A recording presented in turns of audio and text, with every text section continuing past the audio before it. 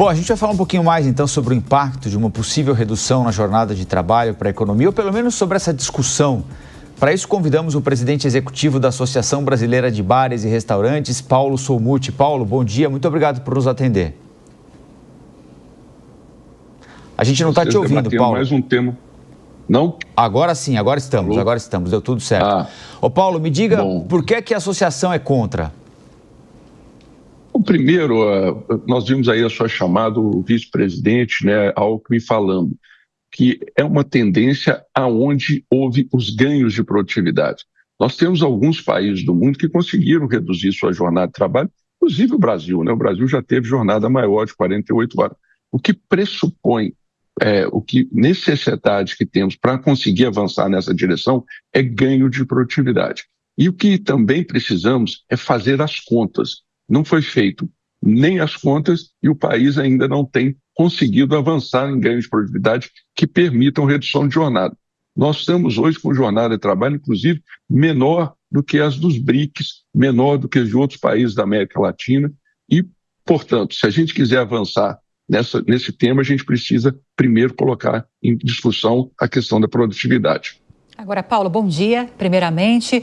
Nesse momento, para vocês, essa redução de jornada é algo inegociável ou é importante, pelo menos, que essa PEC, que está recolhendo assinaturas, seja discutida no Congresso Nacional, se encontre talvez um ponto de equilíbrio, ou agora esse assunto não é bem-vindo para vocês?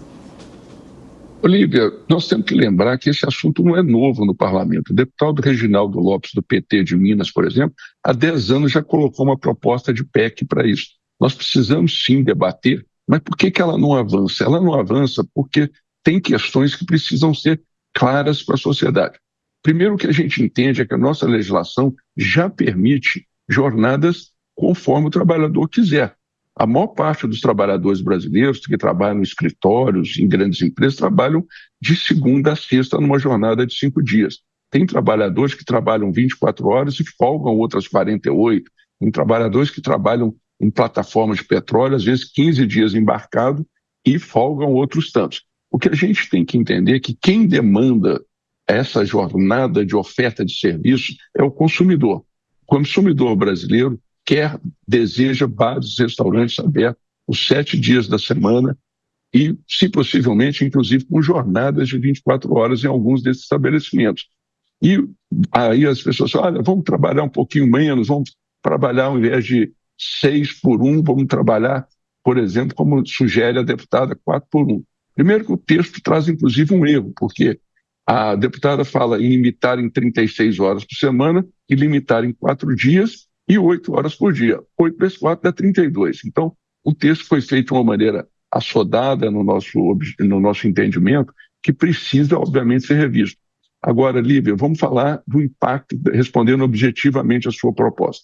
Se a gente mudar de 6, por exemplo, para 5 por 2, não 4 por 3, que seria um termo aí, vamos falar, intermediário, significa, por exemplo, se eu pago R$100 por dia a um trabalhador de segunda a sábado, eu estou gastando R$600. Se eu reduzo um dia de trabalho, eu vou pagar os mesmos R$600, segundo a proposta da PEC, por 5 dias. Eu vou pagar R$120 por dia. O que significa que eu vou ter um custo 20% maior, que terá que ser levado aos preços de cardápio.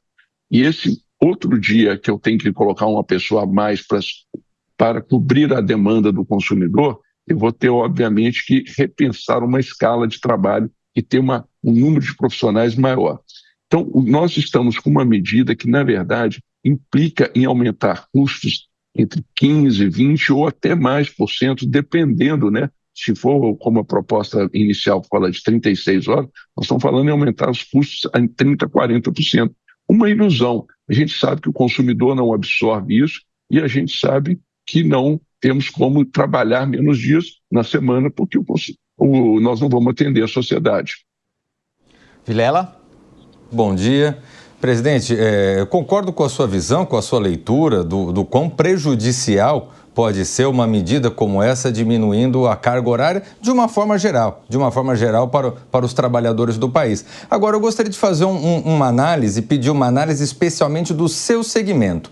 Para o segmento de bares e restaurantes, o fato de ter um maior tempo ocioso para o cidadão, para o trabalhador, isso poderia representar um crescimento, uma oportunidade para o seu setor em específico? Com certeza, a partir do momento que a gente consiga que o consumidor tenha mais tempo para divertir, para frequentar os estabelecimentos, seria maravilhoso. Mas o que faz, de fato, Vilela, as pessoas terem condições de frequentar os bares, restaurantes, e não só isso, virar um consumidor pleno, é a renda disponível, é o que sobra no salário dele para gastar. E a gente não consegue fazer mágica, né? Não dá para imprimir dinheiro e dar para o trabalhador, porque isso vira inflação. Você vê, o governo está aumentando o salário mínimo 2% e já está tendo dificuldade de fechar suas contas.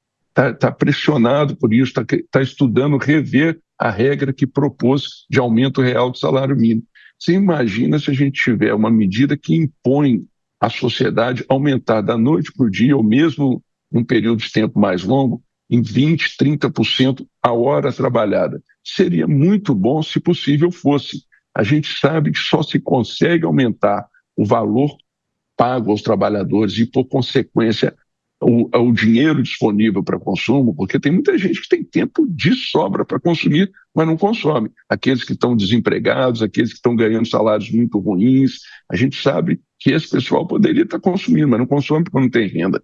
E, por fim, quando a gente coloca essas medidas na canetada, quando a gente não consegue promover os ganhos de produtividade, o que a gente gera? Informalidade.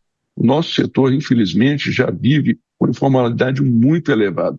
Dos 5 milhões e poucos que geramos de emprego, apenas 1,5 milhão tem carteira assinada. Quanto mais regra, quanto mais a gente afasta da realidade, mais a gente distancia o setor daquele desejado, da formalidade, de um trabalhador melhor protegido. Quero agradecer ao presidente da Associação Brasileira de Bares e Restaurantes, Paulo Solmuth. Paulo, muito obrigado e bom dia. Obrigado a vocês por contribuir para esse debate.